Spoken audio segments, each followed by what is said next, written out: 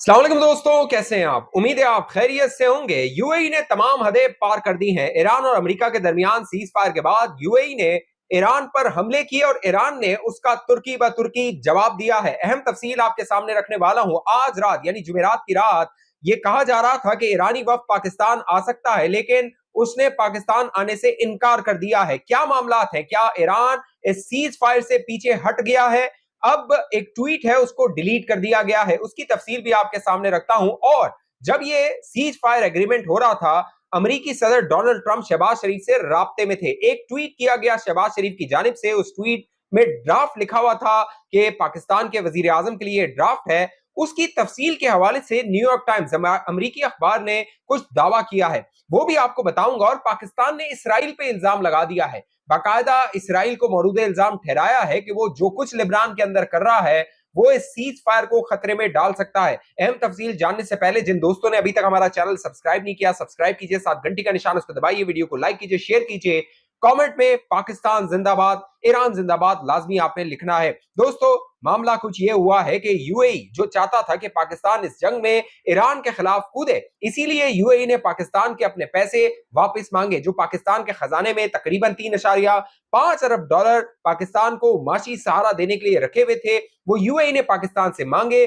पाकिस्तान ने फैसला किया कि हमारा वकार, हमारी हमियत, हमारी खुद मुख्तारी ज्यादा अहम है, लिहाजा ये पैसे हम शुक्रिया के साथ जो यूएई है उसको वापस कर देंगे, उसको लौटा देंगे। और अब तक की खबरों के मुताबिक 23 अप्रैल तक ये तमाम जो पैसे हैं यूएई को लौटा दिए जाएंगे। लेकिन जो यूएई है, जो अब आग के साथ खेलना शुरू हो गया है, बाकायदा जब गुज़िश्ता रोज ईरान और अमेरिका के दरमियान पाकिस्तान ने सीज फायर करवाया, एक बड़ी खबर, बड़ा ब्रेक थ्रू पाकिस्तान ने किया, तो मेरा ख्याल है यूएई उससे खुश नहीं था। मोहम्मद बिन जायद जो कि यूएई के सदर हैं, वो इससे खुश नहीं थे। मोहम्मद बिन जायद को पाकिस्तान ने इज्जत दी, तकरीम दी, उनको खुशामदीद कहा, उनका इस्तकबाल किया। Army chief field marshal Asim Munir ने उनका इस्तकबाल किया। लेकिन शायद मोहम्मद बिन जायद शायद चाहते हैं कि ईरान को खत्म कर दिया जाए, लेकिन ये हो नहीं पाएगा। हुआ कुछ यूं कि जब ये सीज फायर का ऐलान किया गया, उसके तकरीबन 5 घंटे के बाद यूएई ने ईरान पर हमला किया। ईरान के अंदर एक ऑयल रिफाइनरी को टारगेट किया गया, निशाना बनाया गया। बाकायदा फुटेजेस में देखा जा रहा था, वहां से जो आग के बादल हैं, आग के शोले हैं, वो जो है वो आसमान की तरफ जा रहे हैं। लोग वहां से जो है वो हटने की कोशिश कर रहे हैं। लेकिन दोस्तों, जैसे ही यूएई ने यह हमला किया, इसका जवाब ईरान ने दिया। ईरान ने भी यूएई की जो ऑयल रिफाइनरीज, ऑयल फैसिलिटीज थी, उनको निशाना बनाया गया। यूएई के जो जराए हैं वो ये दावा कर रहे थे, मुख्तलिफ मीडिया आउटलेट्स की जानिब से कहा गया कि वो जो यूएई के अंदर ईरान ने हमले किए थे, ऑयल फैसिलिटीज को और उनके पोर्ट्स को निशाना बनाया था, ये उसका जवाब था, उसका बदला था। लेकिन जो ईरान के अंदर लवान ऑयल रिफाइनरी, इसको टारगेट किया गया था, इसके जवाब में ईरान ने बैलिस्टिक मिसाइल्स फायर किए और साथ साथ ड्रोन हमले किए। न सिर्फ यूएई पर किए बल्कि कुवैत पर भी ये ईरान की जानिब से हमले किए गए। और ईरान ने क्या कहा? ईरान ने कहा जब तक हम पे हमला नहीं किया जाएगा हम हमला नहीं करेंगे, और जब हम पर हमला किया जाएगा उसी वक्त फौरन उसका प्रॉम्प्ट रिस्पॉन्स किया जाएगा, उसका जवाब दिया जाएगा। जैसा हमला होगा वैसा ही जवाब दिया जाएगा। लेकिन बज़ाहिर ये लग रहा है कि जो यूएई है वो बहुत गुस्से में है। यहां तक दावा किया गया, गुज़िश्ता दिनों हामिद मीर साहब ने कॉलम लिखा और उसमें बताया कि जब 18 मार्च को रियाद के अंदर कॉन्फ्रेंस हो रही थी अरब ममालिक और मुस्लिम ममालिक के वज़राए खारजा की, उसके अंदर एक खलीजी मुल्क के जो वहां पर फॉरेन मिनिस्टर थे, उन्होंने कहा कि हमारा बस चले तो हम ईरान पर एटम बम मार दें।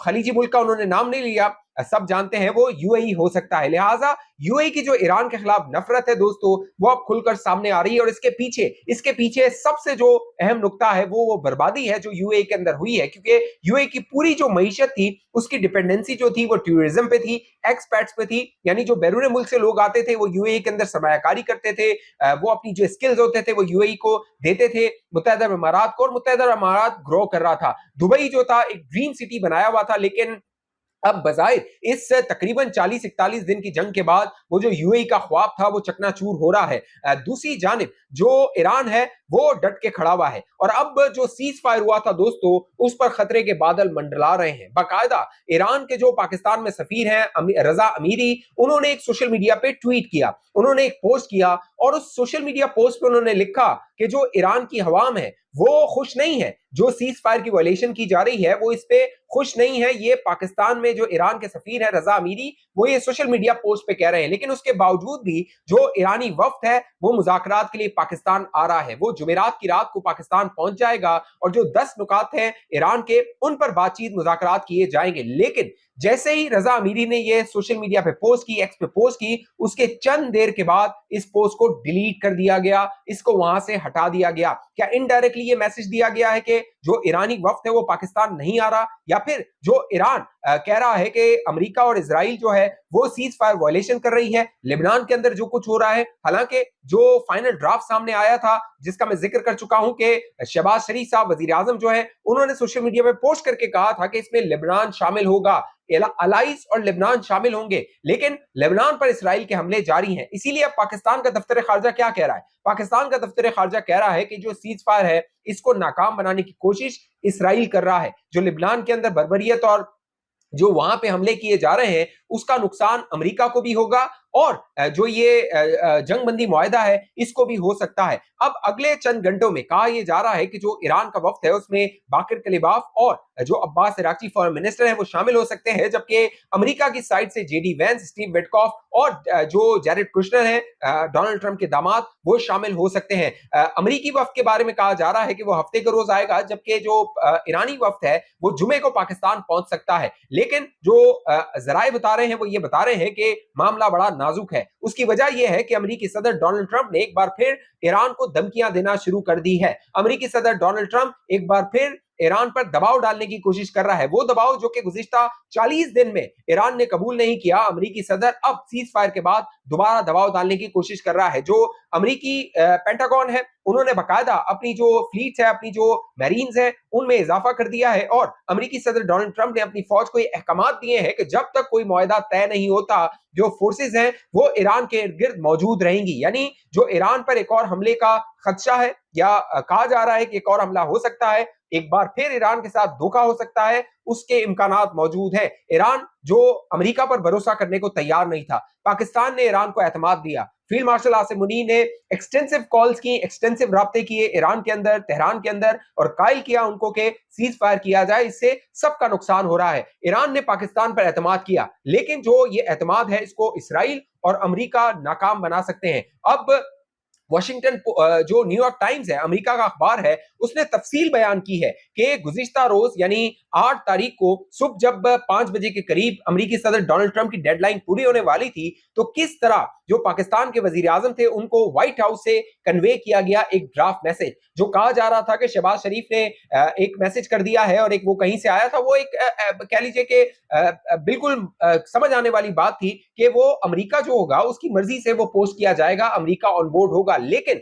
इसमें सबसे बड़ा कैच क्या है? सबसे बड़ा कैच ये है कि शहबाज शरीफ से वो पोस्ट करवा के, जो शहबाज शरीफ ने ड्राफ्ट मैसेज वाला पोस्ट किया ना दोस्तों, उसमें अमेरिका फंस गया है। कैसे फंस गया है कि अमेरिकी सदर और जेडी वैंस वो क्या कह रहे हैं कि लेबनान इसमें शामिल नहीं है, लेकिन व्हाइट हाउस से जो प्राइम मिनिस्टर हाउस में पोस्ट भेजा जाता है उसमें लेबनान को शामिल किया जाता है। इसका मतलब शहबाज शरीफ ने अगर वो जो पोस्ट की है अमेरिका की मर्जी से की है, तो इसका मतलब अमेरिका पहले राजी था कि लेबनान में भी सीज फायर किया जाएगा, लेबनान में भी अमन आएगा, लेबनान में भी जो हमले हैं उनको बंद किया जाएगा। लेकिन आफ्टर थॉट आया कि इजराइल का दबाव आया, क्योंकि बताया ये जा रहा है कि जब ये सीज फायर हो रहा था तो पहले डोनाल्ड ट्रंप ने फील्ड मार्शल आसिम मुनीर से बात की, आसिम मुनीर ने ब्रीफ किया उन्हें, डोनाल्ड ट्रंप ने अपना जो नुक्ता नजर था वो फील्ड मार्शल के सामने रखा और उसके बाद नेतन्याहू को कॉल की गई और नेतन्याहू को सिर्फ बताया गया, नेतन्याहू को ये कहा गया कि अमेरिका ये करने जा रहा है, आपको ये करना होगा। लेकिन बाद में नेतन्याहू जो था उसने दोस्तों ये कहा अमेरिकी एडमिनिस्ट्रेशन को कि लेबनान में हमारे हमले जारी रहेंगे। तो बजाय ये लग रहा है कि जो